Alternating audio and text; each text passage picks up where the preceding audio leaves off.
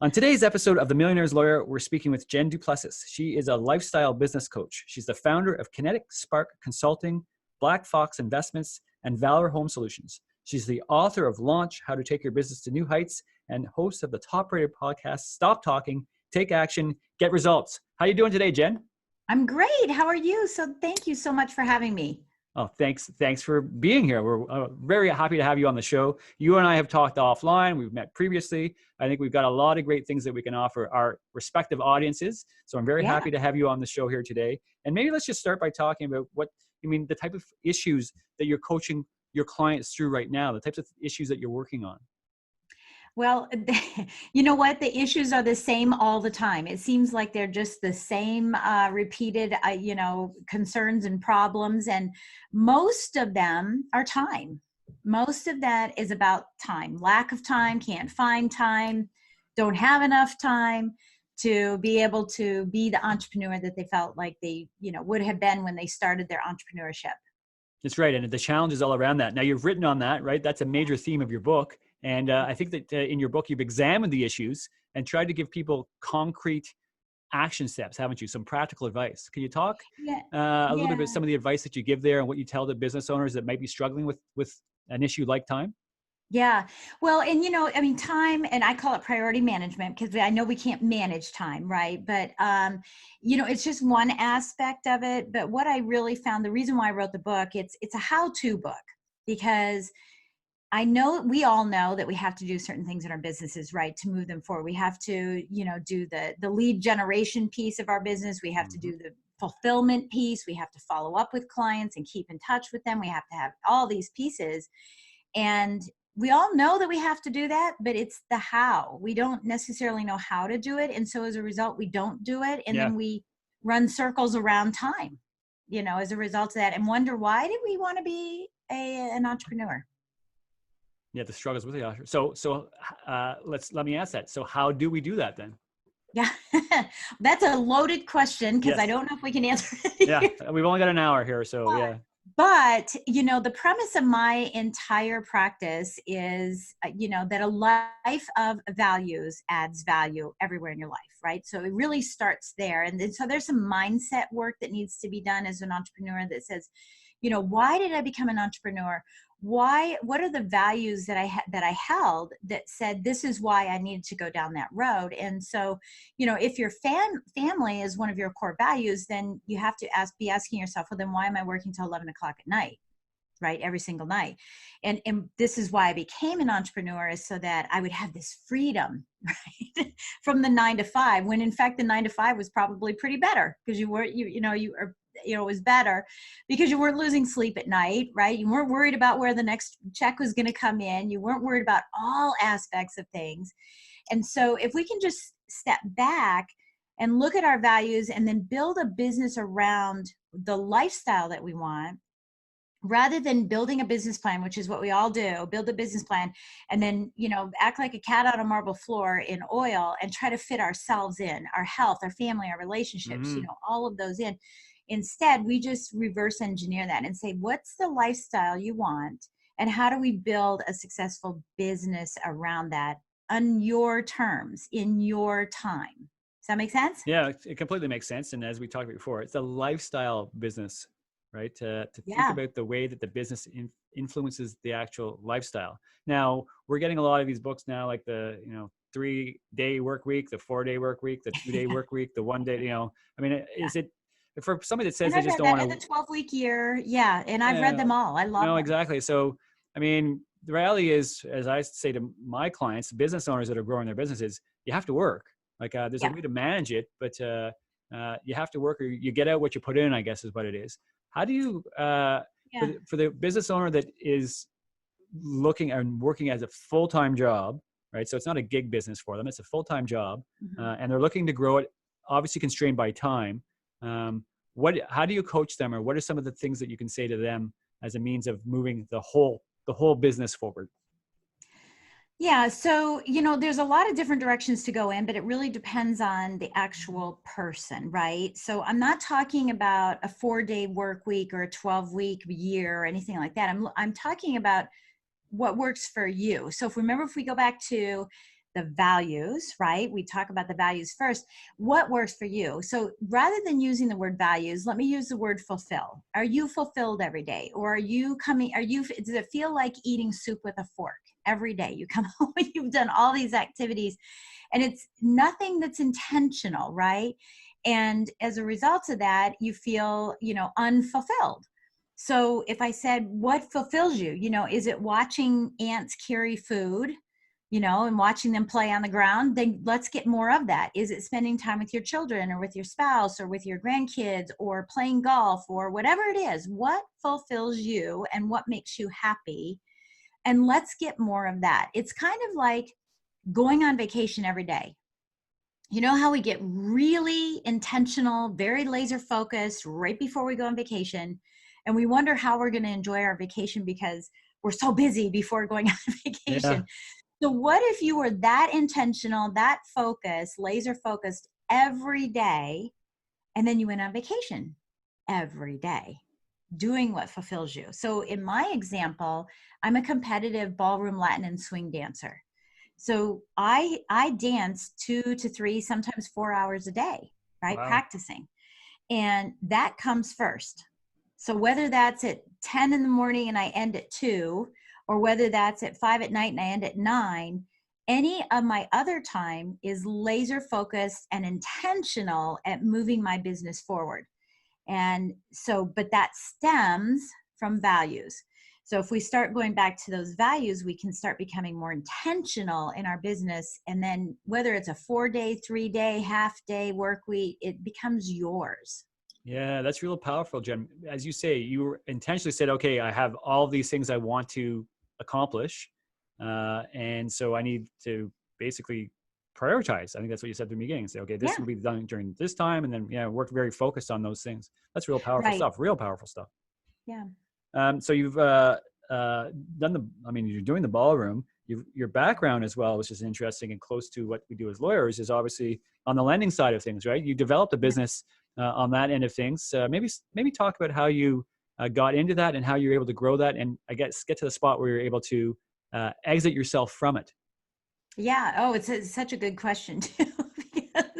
And now everybody listening, don't get upset with me because I'm going to use lawyers as my example here because I always have.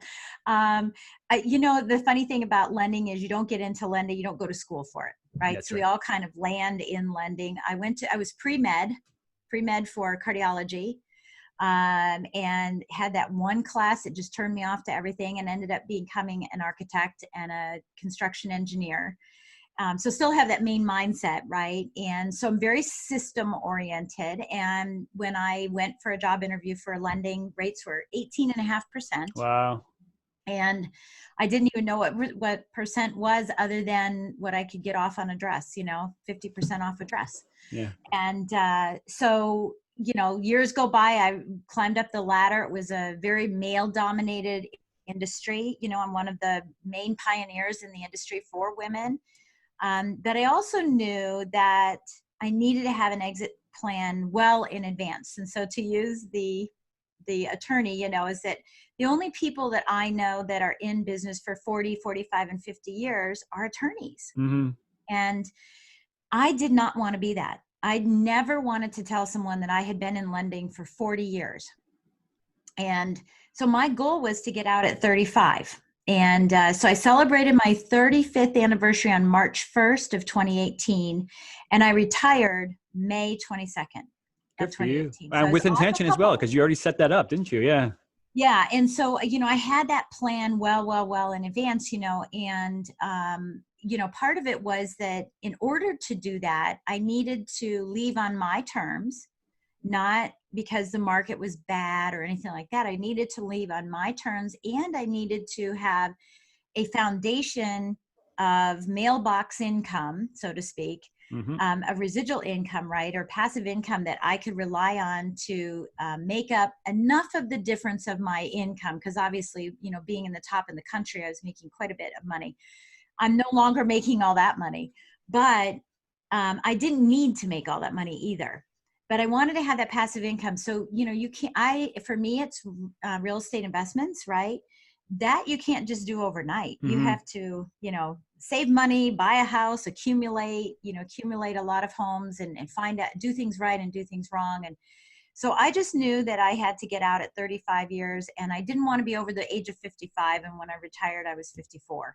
So, so that's kind of how I did that. But, for me, the big word was, I'm doing this when I'm ready. And I was ready a little bit before that, but we had a nice little refi boom that I thought I'd take advantage of to let me buy one more house. And then I could leave on my terms. Yeah, there you go. And, Jen, that's fabulous, by the way. You just described a lot of the principles that are so important. And as an attorney, coaching clients to lay the foundation, you've clearly done that from the beginning, but also have a plan for your exit. And you did Yeah. both those things, which is why you were able to do it successfully, right? So there's a lot to be learned from that. Obviously, you take that expertise, because it could be whatever business, right? As we know, it could be whatever business. You chose Doesn't matter. the lending, right? The same principles apply. And then, I mean, from there, so you've learned those, and it's not always a straight path either.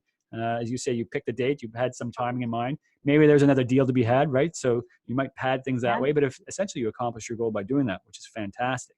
Good for you on that Yeah. planning, right? That's the type of thing that I'm sure you're now coaching people through, or making sure they understand as they work on their own business. You're working with a range of businesses, right? We described some of them before. Can you talk about some of the businesses you're working with right now? Yeah, well, definitely. I'm working with a floral shop. She started, when I started working with her, she was in her basement doing flowers. It wasn't even in a garage. She had to go up and down stairs and everything, and it was in the basement, and it was cool down there, and that was part of it. And now she, has a thriving, retail. And she's actually an anchor in a retail shopping center, which is pretty expensive. So she's Yeah, an anchor there, and just doing really, really well. For her, it was duplicating herself. That's part of, creating an exit strategy. And not that she's looking for the exit strategy, she's in growth mode now, but for the future, you can't sell a business that's run out of your basement. You need to really have more expansion, and really duplicate yourself and bring on a team that's really strong, a team of rock stars. And that was the same thing that was happening with me, is that I had to bring on a bunch of people that if I exited or I wasn't there, it could run by itself, right. And that's how I was able to exit. I mean, I could have exited like some loan officers and just kind of throw everything away, But but I didn't why? want to Yeah, you're do throwing that. everything. You're literally throwing Why would everything you away. throw away Where, all that yeah, hard work? there is some value Yeah, there, right, it's to too be much had. So hard you were work. smart in that regard. Yeah, So, so I'm helping her. I'm helping an insurance agent with his business. Now, obviously with insurance agents, they're able to sell their businesses pretty well. Actually, there is no business model for lenders to sell their business. There is nothing out there for you to get residual income after selling your business, if you can believe it. And hopefully there'll be something coming up, because I know there's some talk about it. But for insurance agent, he can sell his book of business. An yes, attorney can sell their book of business. that's So right. for us, it was a little different. We weren't selling it. We were just exiting in a way that, we could trickle it down to the team members who had put so much into growing it Yeah, yeah. and letting them take over. And so that's what the insurance agent's doing. And then I'm working with an interior designer. And for her issue is leads.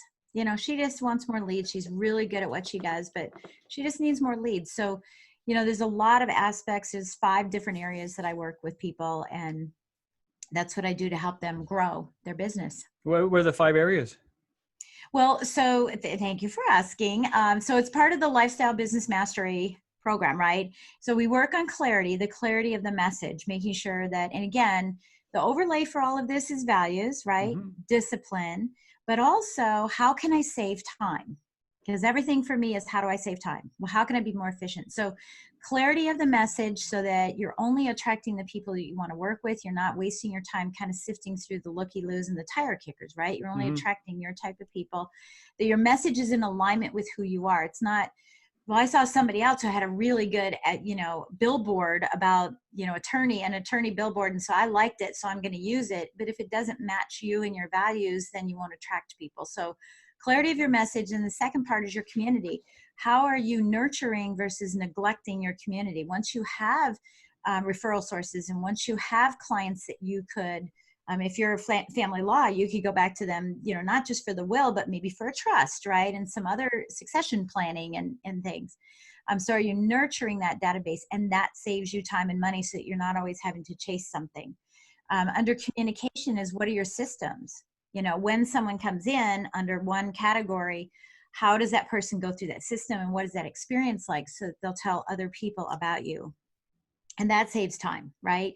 Credibility. And, attorneys have it just by the name of credibility, but you have to live it. You have to really serve your clients in a way that you are the expert and you're not just a dictator of guidelines and compliance and rules, because in lending, you can do that too. I can say, well, the guideline says, and that's not it. I want to listen to their needs and really be that expert and that market person. And then the last part of it is coaching. And under the coaching piece of it, that's where the accountability comes in. And that's where we really drive down and figure out, how are we going to do this business that you want to do, that you want to get off every day at 3:00 to be home with your kids, that you want to, whatever your needs and wants are to fulfill you. But how do we really put that into play? That time management and that accountability. And so those are really the 5 areas that we work on. So obviously it's sales, it's just the whole thing, but everybody's different. And so I love to customize what's unique to what the needs are for that individual. Yeah, that's great, Jen. And really succinctly done as well. The clarity, communication, credibility, coaching. I'm thinking, and I want to talk a little bit about your community, the community that you've nurtured, because you've got a rather extensive one yourself as well, and the way that you interact with it. So how have you built your own community up? How do you interact with it? Well, that's a really good question, because it's changed, over the last year and a half, the way that my community, the way that I interact, because previously I had borrowers, right? And I would call them and say, hey, rates are great. Or I would call realtors and say, do you have another deal? So those are kind of different. It's now changed. I sort of sorted through and said, of my clients, how many of them are entrepreneurs that I could help? How many of the realtors did I like enough that I'd want to help? Yeah. There's a big angst between lenders and realtors. Yeah. But I have to like them. I have turned people down for coaching if I don't feel that they're committed. I'll meet you where you are, but if you're way on the other side, I can't make you, I can't make you want success. And so that was different. But then I jumped into, this new world of speakers and coaches, and learning more about other coaches that could fill any gaps or areas that I was just dusting, for a topic. Mm-hmm. And I love being able to give back to my community with no, expectation coming back. And I think that's great. And so from a speaking standpoint, when I know that there's an opportunity, calling all speakers, and I go into my Rolodex and I nurture that community and say, I've got speaking opportunities for you. Certainly my podcast, having you on my podcast, just like you're having me, and the more that we can communicate with our community, the better. And, I think the key for that, aside from the fact from, nurture versus neglect, that's done, now on to the next, is working with people that complement, not complicate. Right. And that's what I mean by sorting through everybody. I had plenty of clients that were self-employed, but I had no intention of working with them. Right. Life's too short. People that complement, not compliment. Hey, Jen, you're neat. Compliment me. Complimentary. Right? That's right. Yeah. Yeah. That are complementary to what I do versus, that conflict, that constant conflict is going to drain me, and it's going to require more time, and it'll take you away from the good relationships. Those bad relationships always do that. And so follow your gut instinct and tell people no. Tell people, I'm probably not the right fit for you. And that's been really instrumental, because those people are the ones that will chit chat and create a revolving door of new referrals for you. That's right. Yeah. And you attract, I find that you tend to work with the same people that are like-minded, if you will, right? And you value your time, you're intentional with how you do things. You'll find people and do business with those people, and then intentionally turn away the people that aren't doing the same thing and aren't as respectful of your time, because you're doing this very thoughtfully. Yeah, well, and it's the niche to grow rich, right? Like staying in your lane, what's going to work for you, make sure that you don't do everything, because then you actually do nothing, and it messes up the message. People don't know when to call you because you just do everything. Yeah, yeah. Now it's interesting you're talking about this. I mean, I think you're underselling yourself a little bit here as well. When we talk about, well, let's talk about your podcast. Let's take a second just to talk about your podcast, because you've got a pretty well established podcast yourself as well. We talk about your community. Tell us about your podcast and all the communities that you are into with your podcast now. Yeah, well, that's kind of an interesting story too, because what happens, in the lending perspective, the lending community, is that Yeah. when you become, one of the top in the country, people want your time and they want your brain and they want to pick your brain, and they're emailing you and texting you and instant message you, hey, do you have a minute? What do you think I should do about this? And I'm such a giver that I was giving. And then I started going, wait a minute, I don't have time to answer all these questions. And I started coaching. In fact, my first coaching client was $179 a month. And that's way long time ago, right? Yeah. But I had too many people that I was coaching, and said I was trying to balance, and as someone who is, really an expert at time management, having several companies, that are successful and still having time, right? For me, it was starting to become a bit of a challenge. So I said, I'm going to increase my price to get fewer clients, but then podcasting was started, Yeah. and I said, well, maybe I could do podcasting. And at that time, my son was starting his podcast, and I really helped him start it. We started learning together how to do it and everything. He's an adult, so he has a big company. So he was doing that. And I was kind of watching him, and then watching him make mistakes, and then us changing, formats and stuff. And so when it came time for me to do it, I said, aha, I know how I'm going to answer all these questions. Send me your question and I'll answer it on the podcast. And it was my way of getting it out to the world.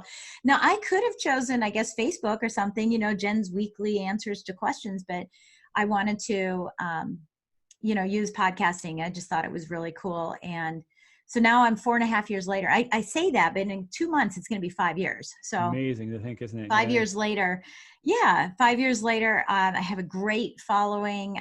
It's wonderful I just talked to someone a few minutes ago who said, oh my gosh, I've been listening to your podcast, since day one. And it's changed my life. And it's humbling too, because as a podcast, just like radio, well, it's like radio if you're not allowing the phone lines to be open.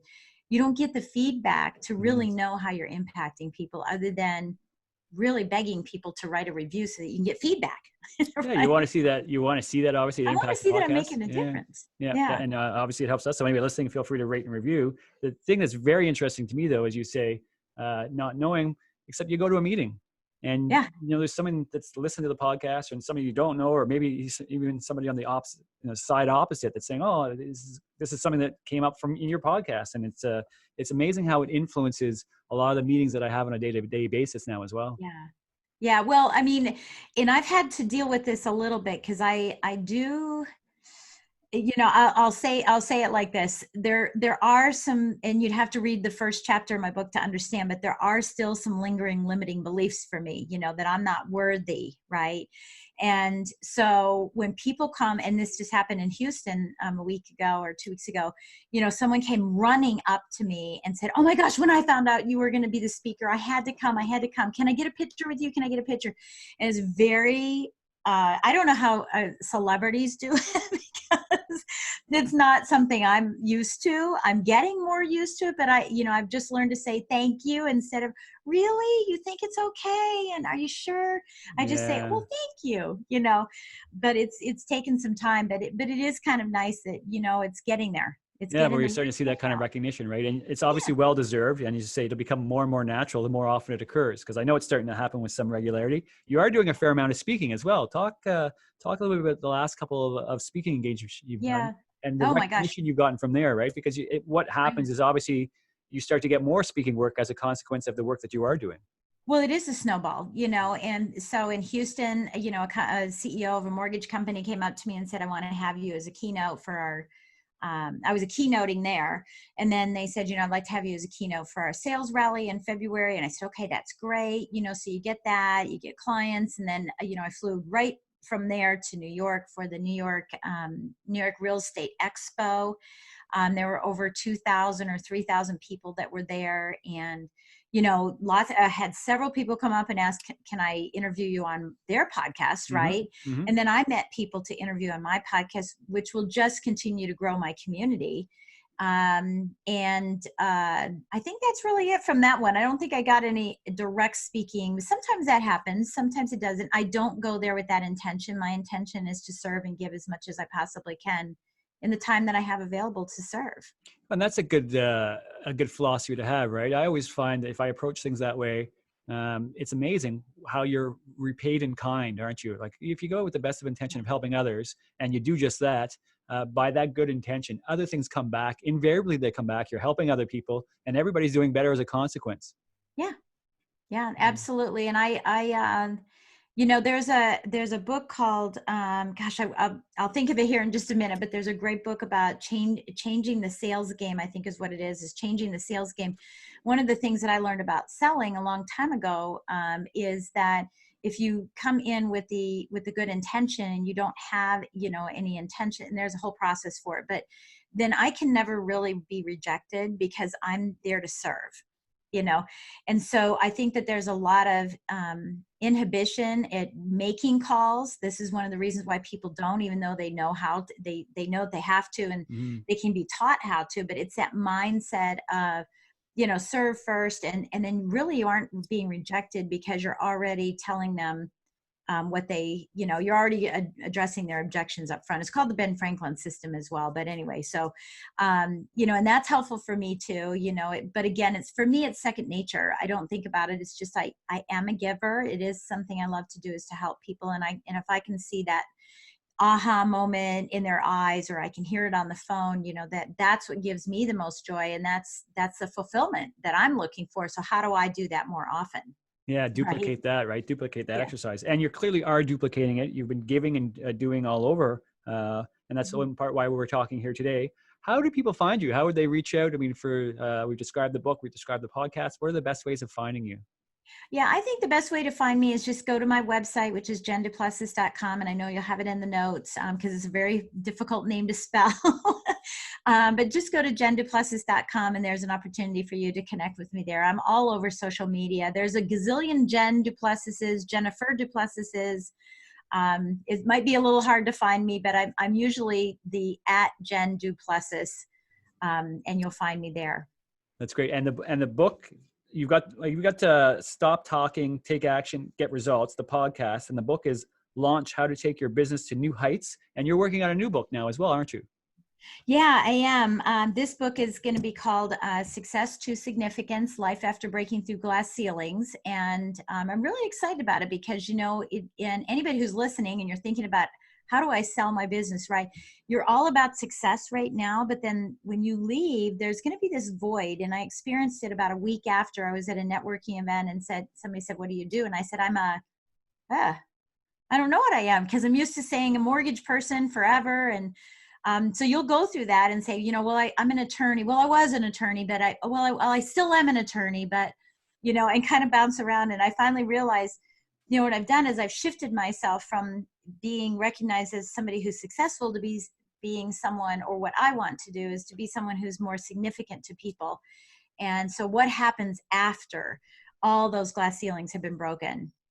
That's great. That's going to be great stuff. We'll have you back on the show when you're promoting that book, because it's an extremely relevant topic to the Millionaires Lawyer as well. Oh, A lot of our yeah. a lot of our clients, a lot of our listeners are growing their businesses and selling them. Once they've sold their business, as you say, it brings on a whole new set of challenges, usually good ones, right? What to Yes, do but with the they're proceeds of different. sale, among other things, right? But yeah, it's all Yeah, good problems to have, but certainly a very interesting topic. Well, Jenn, yeah, and I'd uh, love to love to provide a gift to your audience as oh, well. please, yeah, go ahead. Feel free to, Yeah, fill us in how that might and work. you can put the link in there as well. But Yep. if you text the word strategy to 66866, so again, it's 66866, the word strategy, sign up for a strategy session. I'd love to have a conversation with you to see where you want to go and where you are now and what's holding you back from getting there. That's great. I mean, fantastic stuff. Jenny, we got the contacts there. As we just said, we'll have everything in the show notes as well. So feel free to go through to those, anyone listening that wants to find those things. I like to end these podcasts with, and you've given a wealth of advice here today. A lot of time, a lot of intentional. I can hear that. But I'd like to Yeah. see if maybe not summarize the best way, maybe one area, or if you were to give one of the areas that we discussed on today to leave people with, the sort of parting shot, if you will. where would you steer Yeah. people, Jen, or what would you say to them? Actually, I'm going to quote Les Brown. How about that? That Because sounds he's one of great. my favorite people in the world. And I quote him quite a bit. So I would say this: if you do what's easy, your life will be hard. If you do what's hard, your life will be easy. So if you're planning on moving out of your industry, right, and retiring and leaving a legacy and transitioning, you have to do the work today so that it can be easy later. If you think it's going to be easy now, it's going to be harder as you get older, and it becomes more and more difficult to put it into play. That is wonderful advice, Jen. As I say, this was unrehearsed. A lot of what you're saying is what, as an attorney, we are saying to business owners and trying to get them to put it into place sooner rather than later, ideally a number of years beforehand, to start working the plan so that they can have a successful exit. You've clearly done that in your own business, and you're now helping people and coaching people do the same thing in theirs as well. Thanks so much for being on the show today. Look forward to having you back when the next book is out, and we can continue the conversation. Awesome. Thank you so much. All right. And that's it for today's episode of The Millionaires Lawyer. We look forward to having you back on the next episode. As I say, feel free to go through, see the show notes, see how to find Jen and all the things that she talked about here today. Thanks. Speak to you soon.